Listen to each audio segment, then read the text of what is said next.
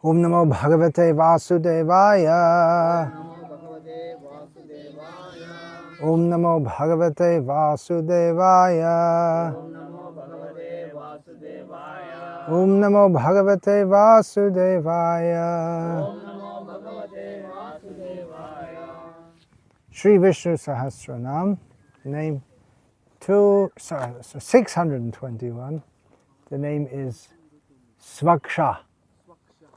Can any of you think what that means? I don't think you'll get it. You won't guess it. Aksha, you know, means? Anyone? Ank in Hindi, Ank. No, Ak. Ak is Bengali for sugar cane. Aksha means eyes. Pundarikaksha, you've heard the name, Pundarikaksha, Aravindaksha. And Sva, that means it's Su. Su with Aksha means Svakshah. Su means very good or very beautiful. So he has very good eyes, very beautiful eyes. We wouldn't expect anything less from the Supreme Personality of Godhead. It must be. He doesn't have cataracts or doesn't need glasses. There's no such thing in the Supreme Lord. Of course, the foolish Mayavadis, envious Mayavadis, they don't want to say that he's got any eyes at all. Although, sarvata pani padam tat sarvatokshi, his eyes are everywhere, but they deny he has any eyes at all, rascals. So yesterday, the last name we were discussing how the Supreme Personality of Godhead, Bhagavan Vishnu, is the shelter of the three worlds. So it's quite some discussion of philosophy, tattva jnana. This word philosophy, of course, we use it, but in the Western or general English meaning of the word philosophy means some mental speculation. But when we say philosophy, it means discussion of how Krishna is great, how his energies are working in relation to him. So today there won't be much philosophy as such, more appreciation. When we've been through all philosophy, then we simply love Krishna. We can appreciate the beauty of Krishna. Now, mostly I'm just going to be reading translations here of verses. There are many, many, many verses in Srimad Bhagavatam and elsewhere which devotees express their appreciation of the beauty of Krishna's eyes. How about this one, little sample here? Amala Kamala Dala Lochanae. This is Sri Jayadev Goswami in his introduction to his famous Gita Govinda. He recites two prayers of general appreciation for the Supreme Personality of Godhead before he goes on to describe the most intimate pastimes of that Supreme Lord. So one of those two prayers is the Dashavata Stotram. And the other one is, it's one that actually Srila Prabhupada said that we shouldn't sing in our conditioned stage. But Amala Kamala Dala Lochana. It means, Amala, you know what the word Amala means. You know, you should know. Your daughter is called Amala, Amala Purana. Amala means no mala, no spot, no dirt. It means pure. Kamala, you all know. That must be there in Tamil also. Kamala, yeah. Kamala, in English, lotus. Common girl's name also. Here in Tamil Nadu, it's a male name also. Huh? There's that Kamal Hassan rascal. He's always making some stupid criticism. Kamala Kanan, yeah, is a common name for Krishna, yeah. Lotus Krishna. Kamala is a famous, well-known female name for Lakshmi. So Amala Kamala Dala. Dala means the petal. So his lochana means, so his eyes are like a spotless petal of a lotus. It sounds nice even in English. So that's just one of the, that's not exactly a verse, but just Amala Kamala Dala, Amala Kamala Dala, Bhava Mochan is by his eyes, by his beautiful eyes, he gives liberation from birth and death. Now there are many names in Visnu-sahasranama which describe the eyes of the Supreme Lord, names derived from his eyes. Some of them, Shubhekshana, Shubha. So his seeing is very auspicious. Lohitaksha, red eyes. Pushkaraksha, Pundarikaksha. These Padmani Bhikshana, Aravindaksha. These are all names which means lotus eyes in various ways. Sulochana, good eyes. Ravilochana, eyes like the sun. And there are many such names. Padmanetra, Padmanayana. There are many words for lotus and many words for eyes. So there are many Abjanetram and so on. So many names. Many of these names I've already been through. So we're covering old ground. But of course, it's not that it becomes boring or that. Oh, we already heard that. We want to go on to something else. We already heard that. We want to hear it again. That's the Vaishnava's attitude. No, I already heard that.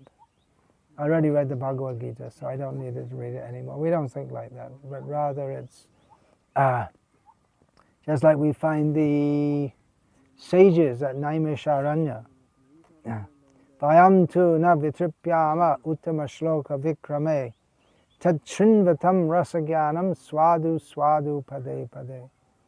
They say to Sutta Goswami that we're not satisfied in our soul by hearing your discussions of Krishna. But that's supposed to satisfy. Now we're not satisfied in as much as we so much nectar, we just want to taste it over again and again and again at every step. So in one sense devotees are satisfied because they don't desire anything of this material world. Krishna Bhakta Nishkama Taiv Shanta. Devotee of Krishna has no material desires, therefore he's peaceful.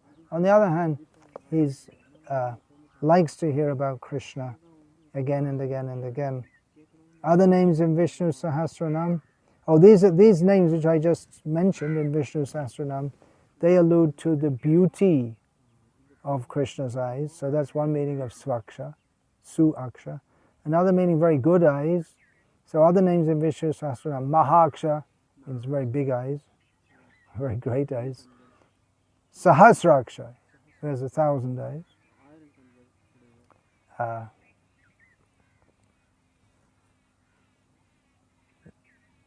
1,000 eyes means unlimited eyes. Vrishabhaksha,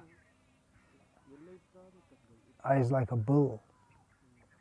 So all these names are summarized in the name Svakshah. Very beautiful eyes. So various ways can be described. One way is that Krishna's eyes are the best eyes because he always looks at the best thing, or he always desires to see the most beautiful thing, which is Sri Radha.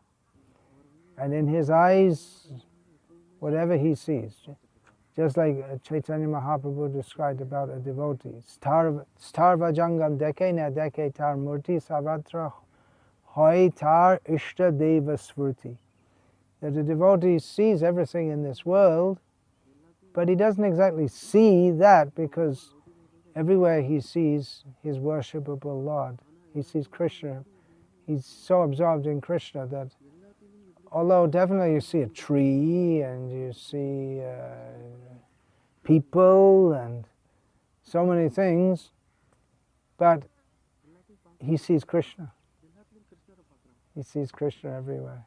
So in the same way, Krishna sees Radha everywhere. So that's the internal, you could say, the internal vision. the antakarana, in his inner consciousness, he always sees. But that reflects so strongly that in his vision, always sees Radha, and of course she always sees him. So his eyes are very good. He knows what to look at.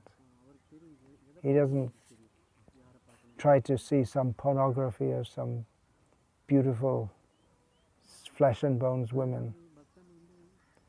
There's probably no word in Tamil for pornography. It's there, but not in traditional Tamil. There wouldn't be any such word.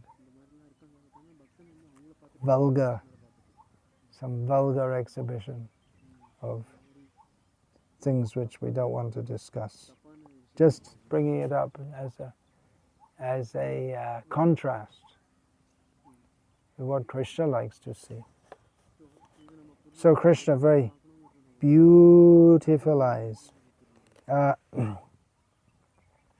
Description from the Bhagavatam of the Lord's eyes. That the yogi should contemplate with full devotion the compassionate glances frequently cast by the Lord's eyes.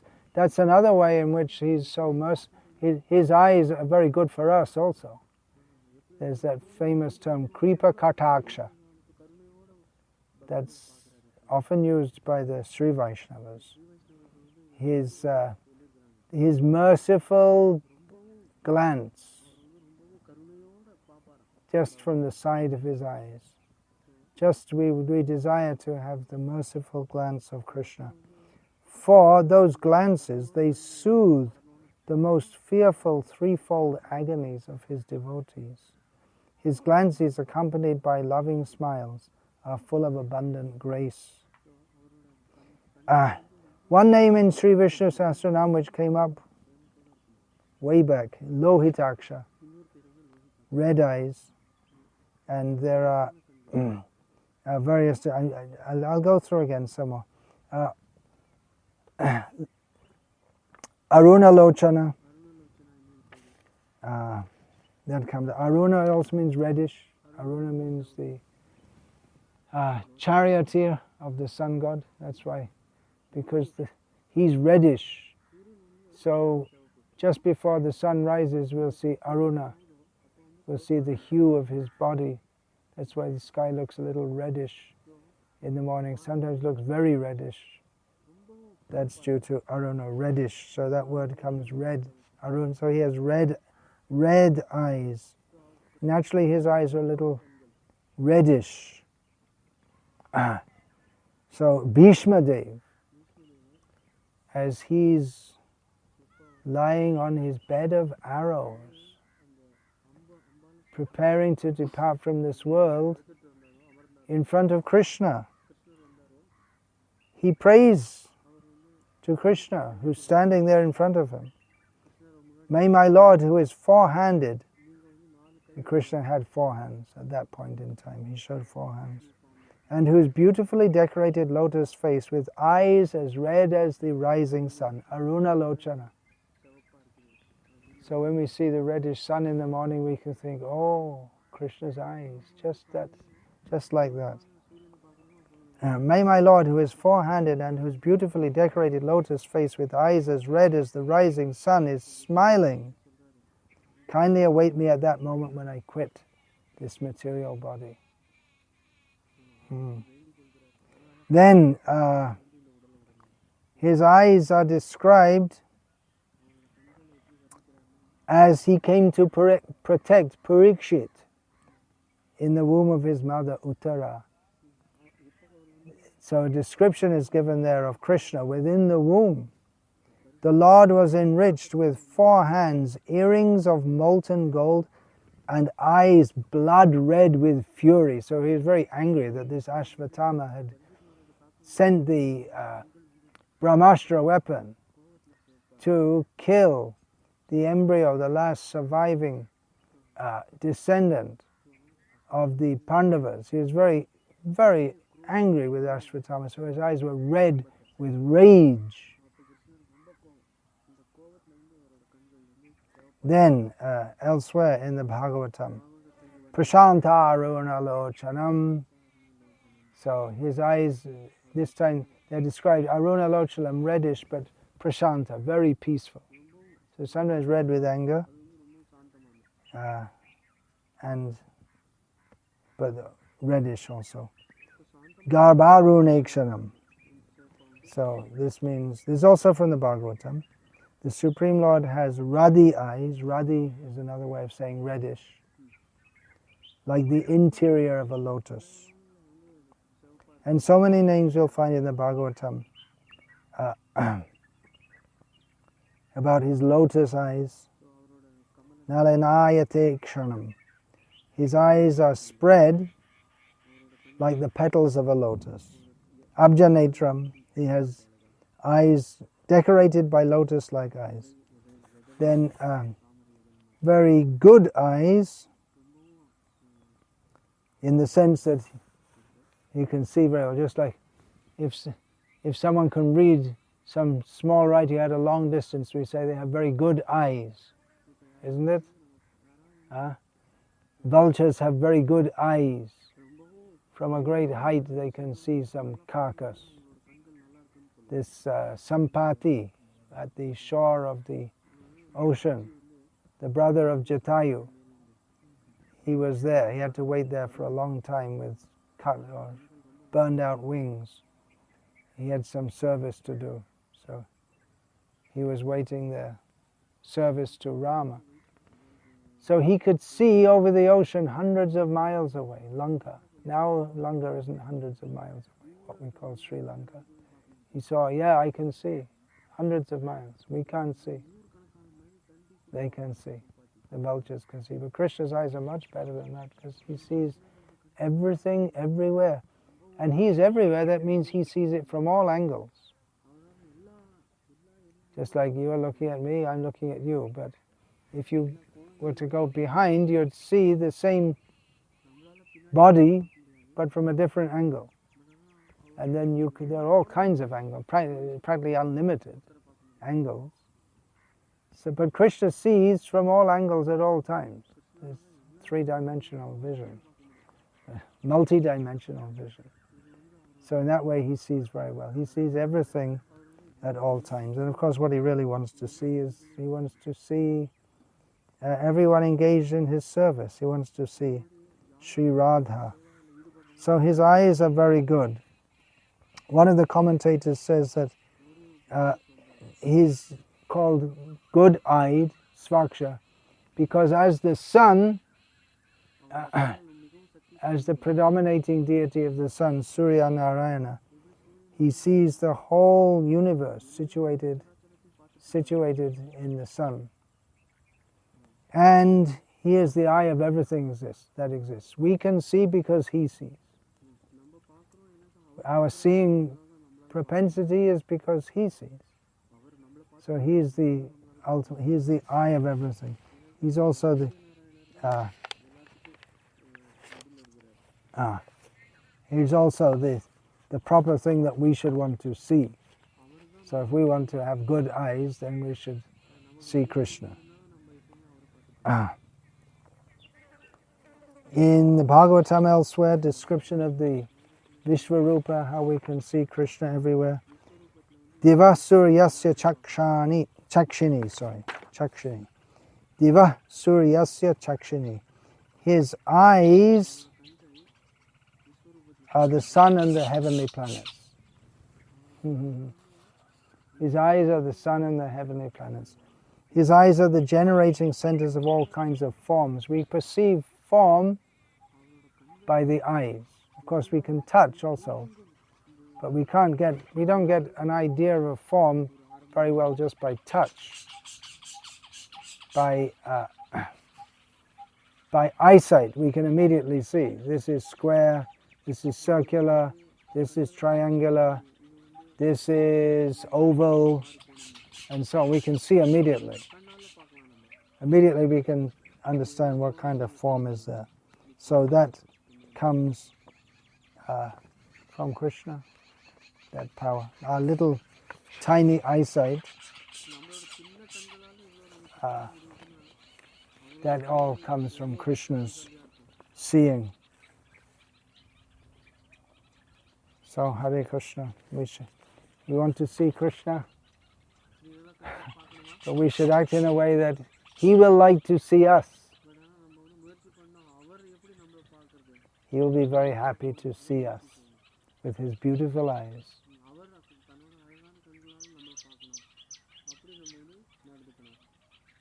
Then, of course, the devotees, they usually start, I'll talk about that next time. The devotees, they usually start their meditation from the lotus feet and gradually go upward. Namah Pankaja Nabhaya, Namah Pankaja Maline, Namah Pankaja Nitraya, Namaste Pankajangraya. Kunti Devi starts her meditation on the lotus navel of Krishna. Namah Pankaja Namah Pankaja Maline. Then she offers respects to him as a garland of lotus. Then Namah Pankaja Netra. Pankaja Netra means lotus eyes. Then she goes to his eyes, and then Namaste Pankajangraya. Then I offer my obeisances to your lotus feet. Usually we start at the lotus feet and then go up to the face, but because she's his aunt and she didn't want to embarrass him in that way, so she started a little higher, but then she came back to the feet at the end. Usually we started. For the devotees, they like to see the feet. There's a sense of complete submission to Krishna. We don't deal with him as an equal. So it's actually a very exalted position to even think that we shall look at the eyes of Krishna so we can hear about the beauty of his eyes. Hare Krishna. Amala Kamala Dala Lochanae. Hare Krishna.